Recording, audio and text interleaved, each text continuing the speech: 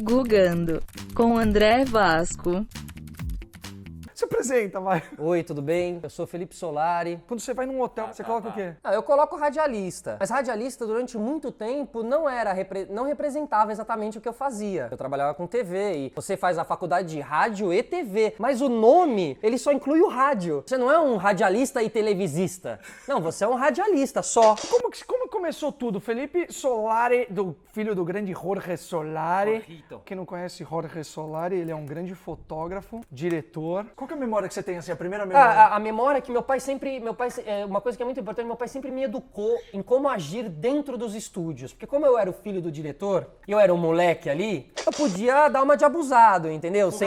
Sentar na cadeira do cliente, sabe? Esse tipo de coisa, assim, me achando o filho do diretor. E ele sempre me ensinou a agir completamente o contrário. Ou seja, exatamente por você ser o filho do diretor, tem que ser mais educado, mais humilde, sentar mais no cantinho, entendeu? Só que ao mesmo tempo eu quis ir pra frente das câmeras, entendeu? E aí... Isso foi cedo? Não, desde os 15 anos eu fui pros testes de comerciais, book debaixo do braço, ia lá e, mano, e rodei todas. Eu não passava nas de modelo. Porque eu não era o biotipo de modelão, eu não era magérrimo, pelo contrário, eu era meio gordeguinho quando moleque. E aí eu acabei indo pras agências de atores. E aí comecei a juntar tudo que meu pai sempre me mostrou os filmes, porque quando eu era moleque eu tive uma base de filmes, de Fellini, de Monaco, do Jacques Tatan. Então quando eu fui pra coisa do ator, eu acho que me achei um pouco mais, assim.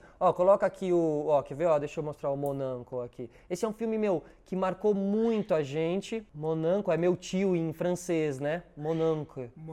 E ele é todo modernista, o filme inteiro se passa dentro dessa casa e é uma criança que passava, acho que as férias com o seu tio. E o tio era um cara incrível, olha o tio do cara, do moleque. Esse filme, assim, esse filme é maravilhoso, é muito referência. Uma infância bem que agregou, né? Não, muito artística, qualidade artística, assim, top do top do top. E que aí, anos depois, quando eu enveredei um pouco mais pro cinema, que aí eu tive minha produtora e tal, ali eu entendi o valor disso tudo, eu entendi o que era tudo isso. Só que a arte, Vascão, no Brasil, você sabe como é? Se fosse assim, o Canal Arte 1 batia a Globo, entendeu? Não, ele não bate. Não faz nem cócegas, né, no dedinho do pé, entendeu? Mas por quê? Porque a arte, ela é um pouco marginalizada. Se a gente não tomar cuidado e não lutar pra mostrar que o conceito de artistas para muitas pessoas está errado, é muito fácil alguém apontar o dedo pra gente e nos chamar de artista. E ele te reduz a uma coisa que não, era pra ser por outra, era pra ser polarizado pra um outro lado. Ó, que louco. Eu digitei no Google artistas. Olha. Primeira que veio.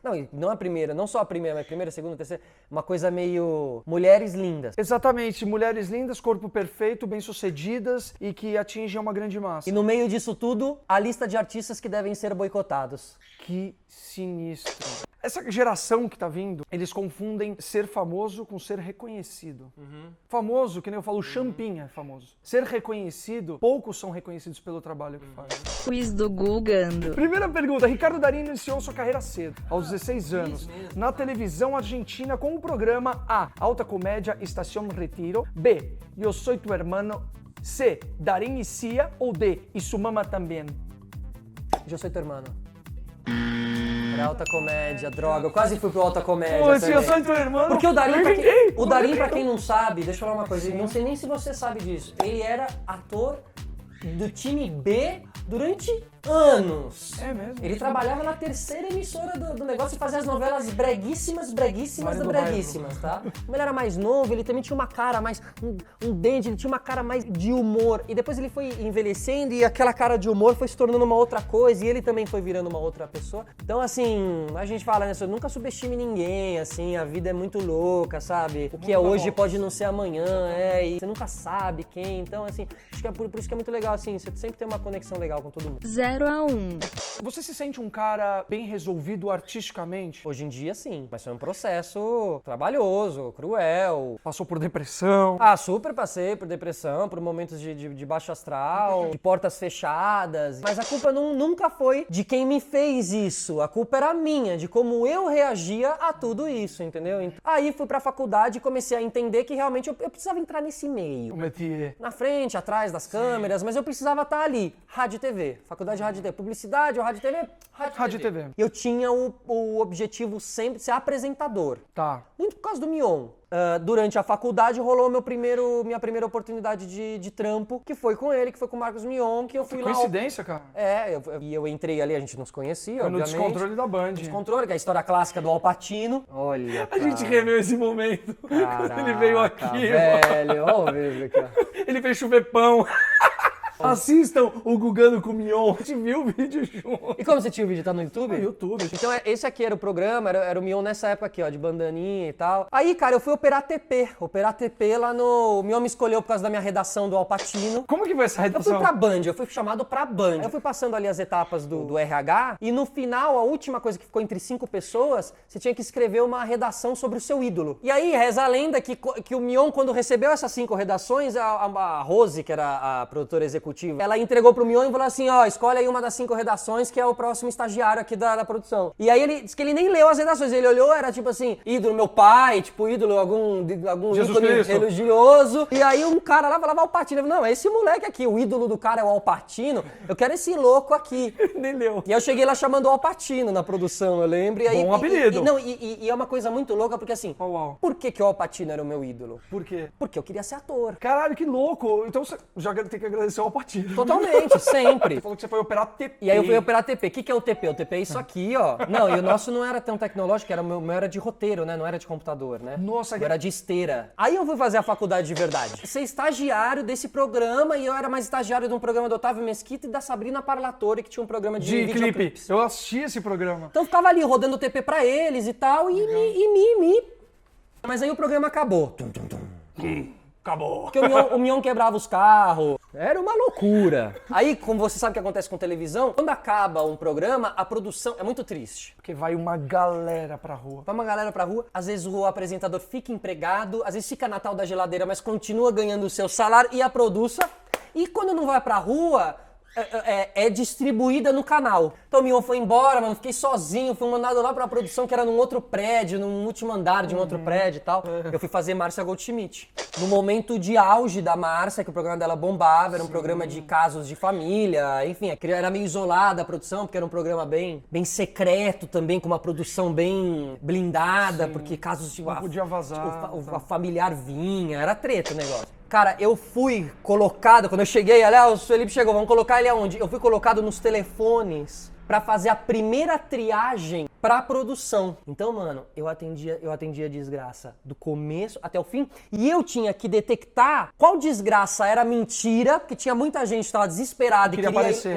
E eu fazia a primeira triagem. Então eu lembro, era um papel, eu tinha vários papeizinhos iguais, e aí, então era o nome, telefone e caso. 4 linhas ali, eu tinha que resumir o caso. Eram umas coisas, cara. E aí eu lembro claramente, era um dia chuvoso. Cara, e eu falei, não, isso aqui não dá, velho. Não dá, vou sair, infelizmente eu vou sair. E saí da Band. Fiquei no olho da rua e fui atrás de trabalho. E aí meu pai trabalhava na Mixer na época, de grande uma produtora, aqui de São Paulo, e a Mixer teve um programa de estágio. Aí saiu uma matéria no meio, mensagem com a fotinho dos 4 estagiários novos da Mixer. E botaram no mural da Mixer. No primeiro dia, esses 4 estagiários foram levados pra um tour. Eu era um dos 4 estagiários, foram levados pra um tour. No meio do tour, cara, quando a gente entra nas ilhas de edição, tá colocado assim no coisa e minha cara tá riscada, assim, ó, e tá escrito do lado, marmelada. Cara, eu nunca esqueci essa, velho, porque foi muito difícil, cara, foi muito difícil, velho. Só que a vida é muito louca. 2 anos depois, em uma festa, o cara chega assim. do meu lado e ele fala, preciso te pedir desculpa por uma coisa. Fui eu que fiz. Fui eu que fiz ali, velho, quando você entrou, eu te achava um mala e, pô, e agora eu te acho uma gente boa e tal. E tô mal de ter feito isso e precisava te falar, velho, fui eu, foi mal, mano, tal. Mas, cara, foi bom também, porque também eu ia lá com mais vontade de ser um cara legal, de trabalhar bem, de poder um dia provar... como produtor lá. Eu entrei como estagiário, mas fazia produção geral. Estagiário, fazia produção geral. E aí, no meio desse rolê, cara, o Mion volta pra MTV, e aí é onde a gente se conhece. Olha que louco. Não acredito, velho.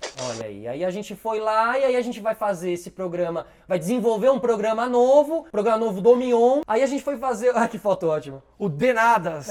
Foi a primeira sitcom. Virou, né, durante o processo ali, o que vai ser o programa do Mion, o que vai ser o programa do Mion, tinham 2 loucos na produção, a gente se conheceu, se deu bem pra caramba, ficava zoando lá dentro da MTV. Falando, velho, junta o Mion, que é um louco e que tá voltando, né, porque tinha saído meio obrigado e tal, voltou, com esses 2 moleque figura e bota lá e faz uma sitcom, meio inspirado no Friends. Foi muito legal, foi muito legal. Demais. Muito legal. Mion saiu desse trio, ficou eu e o Vasco, continuamos com o programa, que era o Chapacoco, que era uma loucura também, né, Vasco, o dia inteiro, né? Tinha Aqui, ó. É demais isso daqui. E a manga, que era verde, então deixou a manga chroma key. Quiz do Gugando. Segunda pergunta, o primeiro campo do Corinthians oficial foi aplainado em qual bairro da capital paulista? A, Higienópolis, B, Penha, C, Bom Retiro ou D, Itaquera? Vale dizer Bom que... Retiro. Pô, Bom Retiro. Que foi uma reunião de trabalhadores, eles fundaram um clube numa esquina. E o primeiro diretor era um poste, alfaiate. assim, uma coisa, Achei é mó mesmo. style, achei mó style. 1-1. Mas depois da MTV, você fez o Profissão Futura. Não, eu fui chamado... Legendários. Eu lembro de eu estar gravando pela MTV e o Mion falar, tô indo pra Record, vamos pra Record? O ano ia acabar, meu contrato ia acabar, que era de ano a ano. Então eu saio da MTV já direto pra Record, sabendo, a primeira vez que eu saí de um trampo, estando empregado no outro. E aí quando meus 3 anos de contrato acabaram, aí eu saí, eu acho que tinha dado meu ciclo ali, a gente tava buscando um novo caminho, não era um caminho que ia me deixar feliz e a gente ia acabar, sabe? Não ia ser legal a relação. Então eu falei com o Mion, uma relação de anos, entendeu? Liguei e falei, eu sou assim na minha vida, eu acho que a gente tem que se comunicar com o outro e ser sincero. E aí sempre fica aquela tensão de como a outra pessoa vai reagir. E o Mion reagiu super bem, porque também outras pessoas já tinham deixado o programa, a gente já tava numa outra leitura, então ele também foi um cara muito cordial nesse sentido de te deixar sair. E faz parte do processo, cara. As pessoas, elas têm uma mania de achar que porque você saiu de um lugar ou porque acabou um projeto, isso é sinônimo de fracasso. Isso. E não é. Não. Tudo tem um começo, meio e fim. Os projetos Às têm- vezes é fracasso, né? Porque o fracasso existe. Mas mesmo tendo fracasso, Não. você aproveitou a jornada. É que o fracasso é sempre pro outro. Pra você tá tudo bem, você aproveitou a jornada. Exato. Né? Não é o que o outro vai pensar, né? De verdade. Eu saí pra abrir a minha produtora lá, Guilhotina Filmes, que a gente fez o 13 no Ar. Lembra? 13 no muito Ar, legal, que é um inclusive, vamos projeto colocar aqui. muito bonito, assim. E a partir do 13 no Ar, a gente foi trabalhar bem pro cinema, ó. Entendeu? Aí eu fiquei muito feliz, porque eu saí ali do programa e consegui mostrar um lado que eu tava afim de mostrar na época. Que louco, porque você... Olha que você... Isso é uma cena de, 14 mil views já, bastante inclusive. Eram 13 atores em 13 cenas diferentes no mesmo local. Então tem Júnior Lima, Cíntia Rosa, Bruno Fagundes, que é filho do Antônio Fagundes, Jonas Oliva, Leonardo Midiorin, João Gordo, Giovanni Eubank, Bruno Galhaço, que foram 2 padrinhos do projeto naquela época. Muito importante a participação deles pro projeto dar um boom. Tem que deixar muito claro que isso daqui não foi que jogaram. Ah, Felipe, você quer fazer um projeto? Não, ele criou, É ele verdade. colocou de pé, ele que bateu o telefone e falou assim, mano, por favor, você é meu amigo, cola aí, vem gravar comigo. Porque isso, cara, isso do nosso é um bolso, espaço que a gente pode tudo do falar, nosso porque as bolso. pessoas acham que projetos caem pra gente. Não, tipo, ninguém pagou esse alguém liga pra projeto. você e fala assim, oh, você quer dirigir um negócio com A ordem, estética? a ordem foi exatamente assim. Mas aí foi interessante porque assim, como o projeto ficou muito legal realmente, aí veio o incentivo. Então você pensar, então, tá vendo? Se eu produzir coisas de conteúdo, a coisa vem, entendeu? De qualidade. 11 mil. Então, bastante, cara. Bastante. Mas ele é legal, ele raspa o cabelo, faz um moicano de verdade ali. Aí, cara, na verdade, assim, eu saí um pouco pra trás das câmeras. Precisei me entender um pouco, porque eu não sabia como eu queria me expor, eu tava perdido, entendeu? Eu não sabia mais quem era eu, essa é a grande verdade. E aí, através da Guilhotina, eu tive umas jornadas muito legais, a gente foi 3 anos consecutivos pro Festival de Cannes, fizemos um documentário sobre Trancoso, tá no NetNow e nas principais plataformas de iTunes e tudo mais, se você quiser assistir esse filme. Procura, Cordel de Trancoso. Pô, você é super bonito. Aí teve todo esse giro, Cannes ali, a gente fez muita coisa legal também. E aí você foi fazer Escola para Maridos. Coloca aí, Escola para Maridos. É um reality show que cuidava da vida matrimonial de 8 casais que estavam em crise. E aí a gente tinha esse quarteto aqui. Então o Luigi Barrichelli era o professor, o diretor. A Ana Canosa, que é a sexóloga, que era realmente quem agia na vida dos caras ali como a professora. Diana Bolt. Diana Bolt como a inspetora, a bedel dos homens, e eu como o bedel das mulheres. Ali era a pré-estreia, aqui já na Colômbia, com todos os casais e tal. 2 casais foram expulsos por violência física, porque era um programa realmente que mexia com a cabeça dos caras. Assim, tem até um cara falando disso no YouTube, sabe aqueles reacts assim? Sim. Era um programa que, cara, mexia com a cabeça, era muito difícil você aprender, mas eles se transformaram lá dentro, não só eles, eu também. Quiz do Gugando. Terceira pergunta. O podcast é uma mídia da cybercultura em formato de áudio. Subverte a questão do receptivo passivo ligando às mídias de massa tradicionais. Ele tem agregadores que fazem o download automatizado de arquivos de áudio. Foi denominado com o nome podcasting por um cara chamado Ben Hammersley no jornal The Guardian. Em que ano? Olha. A. 1994, B. 2004, C. 2014 ou D. 2018? Não, foi 1994. 94?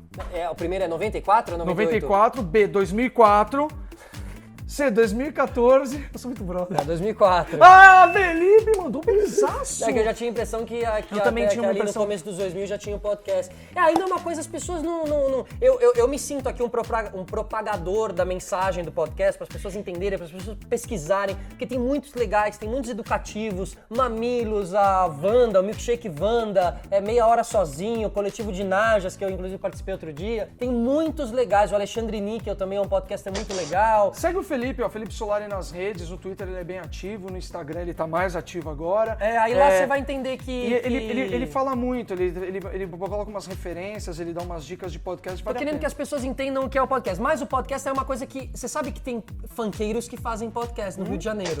Não sabia. Mas não é o podcast que a gente conhece. Como que é? É 1 hora de set de música. Eles chamam isso de podcast. Sim, pode ser. Porque o Brasil é muito louco, mano. Então daqui 5 anos o podcast já vai simbolizar uma coisa que o cara que criou nunca imaginou. Vai ser um show. Porque brasileiro é Loki, mano. É memezeiro. 2-1. E aí você fez o reality, depois você foi fazer, aí você enveredou por uma paixão sua que até então não tinha aparecido, que é o esporte, o futebol, porque você é fanático, que é o Fanáticos. Mais do que isso, cara, isso aqui, o futebol, ele tem uma importância muito grande na minha vida. Isso eu pude aprender com o passar do tempo. Porque quando eu fui pra MTV, quando eu tava lá nesse giro de MTV, de legendários, mesmo por ter um programa diário, que a gente tava sempre no ar, o futebol foi ficando de lado na minha vida. MTV, aquela coisa toda, e o futebol foi ficando de lado. E eu fui um cara que crescia apaixonado por futebol, desenhando jogador de futebol. Quando a gente tem esses momentos de uma baixada e a gente tem que refletir sobre as coisas, tá? É importante Você pega coisas que você ama. eu acho que é importante a gente resgatar a nossa verdadeira essência. É importante você resgatar algumas paixões. E eu tava num momento onde eu precisava não só o trabalho, eu precisava estar trabalhando com alguma coisa que meu olho brilhava, velho, que eu era é o apaixonado. futebol. E eu cheguei a essa conclusão, futebol. Então vamos pra cima no futebol, vamos pra cima no futebol. Fiz o Fanáticos, um esporte Eterna interativo, prova, que eterna aí prova. o esporte interativo eu chamava de a MTV dos canais do esporte, porque era uma coisa meio uma molecada apaixonada por futebol fazendo, como na MTV era só moleque apaixonado por música fazendo. E aí saí do esporte interativo, tive aí uma oportunidade de trabalho que acabou não rolando, então por isso também não voltei pro esporte interativo, fiquei meio a ver navios e fui me trabalhando e evoluindo dentro disso até que eu cheguei no Sistema Solari Sistema Podcast. Solari Podcast. Só antes de falar do Sistema Solari Podcast, que é legal, eu acho que vale a pena a gente falar do Zé do Caixão, boa, legal. que foi você atuando e que foi outra prova também. Foi, porque eu não ia fazer esse Com personagem. o Matheus. Eu ia fazer outro personagem, que era um personagem pequeno da série, e o João Baldaciani, é um ator da Globo, ele teve que sair porque ele ia fazer aquela minissérie da Paula Oliveira, que ela apareceu com a bunda em Brasília. Ótima bunda. E aí ficou famoso e tal, ele foi fazer essa série e vagou o personagem. E eu tava em plenos ensaios. Já pra outro personagem outro personagem. pequeno. Só que eu li, como o menino não tava indo nos ensaios, eu que lia o personagem do menino. Só uma coisa, é muito comum isso nos ensaios de passar texto, você abre todo mundo e fica falando, André, não sei o que, não sei o que, não sei o que. Tá todo mundo junto ali, tomando um café e você fica lendo a peça, lendo o filme. É um grande estudo coletivo. Mas já meio ensaiando e tal. Como o ator lá do Mário Lima não ia, eu li o meu personagem que eu ia fazer, mas eu li o Mário Lima Mário também. Lima, esse personagem que ele Esse fez, personagem. que era o melhor amigo do Zé do Caixão. Isso. E aí, quando o menino realmente não dá pra fazer a série, eles me ligam à noite, eu lembro, mano, na madrugada, a Marcinha Godinho me ligou e falou, preciso te perguntar uma coisa, o Vitor tá gostando de você fazendo a leitura do Mário Lima, quer fazer o Mário Lima? Eu falei, mas o Mário Lima contracena com o Matheus a chegar ali do começo até o final da série. Mano, meu Deus. Mas na hora eu falei, vamos. E aí também tem uma coisa até mesmo do elenco, sabe? Também teve uma coisa, o cara que tava num personagem, agora colocou ali, não tem nada a ver, tá? Mas e aí você tem uma responsabilidade muito grande, mas é uma delícia você trabalhar com responsabilidade enorme. Você vai ligadão, você vai não sei o quê. E o Matheus foi lá e fez, assim, um dos personagens que ele também considera um dos grandes personagens da vida dele. Tive um mergulho muito grande no universo do Zé do Caixão, no universo do terror lado B, do que ele simbolizou pro cinema nacional. Você consegue colocar imagens? Consegue colocar um pouquinho de imagem? Consigo. Coloca um trechinho, coloca uma cena aí, de... Tem uma cena que eu tenho muito orgulho, que é um freestyle total, porque o Matheus propunha esses freestyles. E você, mano, você tem que fazer. Põe tela cheia aí.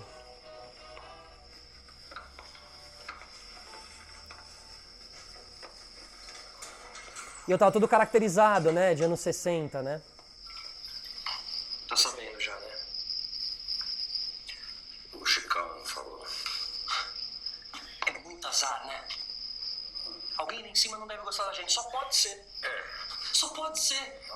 Então o Matheus te jogava ali. Então, cara, era um desafio delicioso, mas é uma delícia você jogar com o Romário do teu lado, entendeu? Sim. Você recebe a bola mais redonda. Você vira o atacante foda também e tal. Enfim, então é uma série que conta a vida e história do Zé do Caixão, que é um cara que merece ser valorizado aqui no Brasil. Vale muito a pena. E aí nós entramos no Sistema Solar, que é seu mais novo, querido projeto, que tá no Spotify. É só digitar Sistema Solari, Solari do sobrenome. Isso, Sistema Solar e Podcast, que já era um nome aí que eu já tinha usado também um tempo em algumas matérias. Mas é um nome que eu acho que encaixa, que explica tudo. Ali é um sistema, né, solar e E tal. o seu contato com o universo do podcast foi como? Eu já tinha o contato com o universo de podcast, já tinha a ideia de fazer um podcast, já vinha trabalhando isso há um tempo, mas me faltava realmente o último passo. Lá fora, né, cara, nos Estados Unidos. Nos Estados Unidos, cara. Nos Estados Unidos? Nos Estados Unidos é muito, muito forte. Tem um cara chamado Joe Rogan, que é o careca do UFC.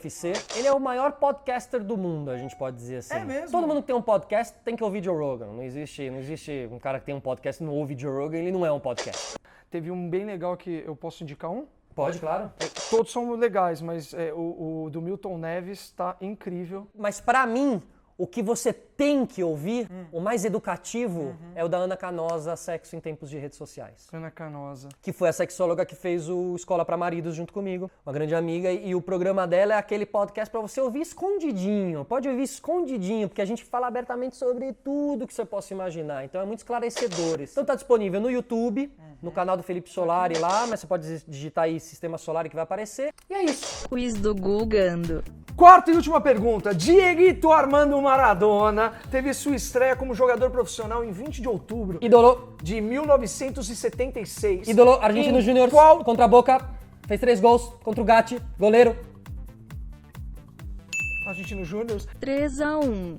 Perdeu. André. Eu ia falar Argentino Júnior, Boca Juniors, River Plate ou Real Madrid de Buenos É que Aires. essa pegadinha, Eu fui- todo mundo que acha que gosta do Maradona vai falar Boca Juniors. E não, ele começou jogando no Argentino Júnior, arrebentou com o Boca Juniors em um jogo e os caras falaram, porque o Boca Juniors tinha um goleiro mais velho que era uma figura, o Gatti, que é meio, o Vasco vai gostar do Gatti, porque o Gatti era louco e ele era todo coloridão, usava umas roupas mais coloridas e foi o primeiro goleiro que usou faixa no cabelo. Olha o estilo do Gatti, mano. Que cara Olha o figura. Hugo Gatti. Hugo Gatti. Hugo Ele era um- Orlando Gatti. Ele era um maluco. E aí, quando ele foi jogar contra o Maradona, ele falou assim, que esse moleque aí, mas esse moleque nunca vai fazer um gol em mim. O Maradona foi lá e fez 3. O Boca Juniors ficou doido. Oh, o cruz dele.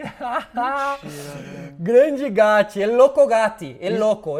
Estiloso ele. El Loco Gatti. Olha o nome com a camiseta com nome, com cor, enfim. Maradona, né? Eu sou fã do Maradona, porém hoje em dia ele já tá mais pra lá do que pra lá de Bagdá, né? Só fala bobagem. Mas E a tudo bem. pergunta que não quer calar. Maradona ou Messi? Acho que ia falar Pelé. Não, mas aí depende. Maradona ou Messi? O quê? Pois é. Quem foi maior? Quem foi melhor? Quem você gosta mais? Pode ser um monte de coisa, entendeu? Porque aí eu posso ir variando. Escorregadio como uma... Quem é maior? Putz, quem é maior? Maradona é maior do que Messi. Porque o Maradona ganhou um Mundial, fez gol de mão contra a Inglaterra, que tinha a guerra das Malvinas envolvida. Quando o bicho pegava e precisava virar o cara, era o Maradona que virava, não é o Messi que vira. Infelizmente. Meio pipoqueiro. Mas o Messi é maravilhoso. Ele é maravilhoso. Que homem! Meu o amigo, Messi. meu amigo. Amigo Milton Neves. Que homem o Messi, realmente ele é incrível. E é um exemplo de esportista também em tempos de... Focado. Em tempos de esportistas meio desleixados aí na parte social, mesmo na parte educativa do seu povo e tudo mais, vocês sabem. Estamos carentes de ídolos. Só que, ó, e depois o Maradona foi jogar com o Gatti. Olha o Maradona aqui, ó. Olha lá. Cortaram a cabeça do mancada. Mano, obrigado. Valeu, Vascão. Gostou desse? Obrigado. Gostei da experiência de contar as coisas. Eu tava meio assim, puta, vou ter que ir lá ver o Google, mas você não ficou muito baseado nas ex-namoradas. Falando em ex-namorada, nas cara. festas, né? Cara, mas Falando posso te nisso. falar, mas eu acho importante a gente passar por tudo isso, porque eu acho que mais importante do que as namoradas famosas que você teve, um bom gosto que você sempre teve, os tiro na água que você deu e todo mundo dá, eu acho que por trás de tudo isso tem um profissional que não foi um playboyzinho colocado lá e que teve lá mano de Deus.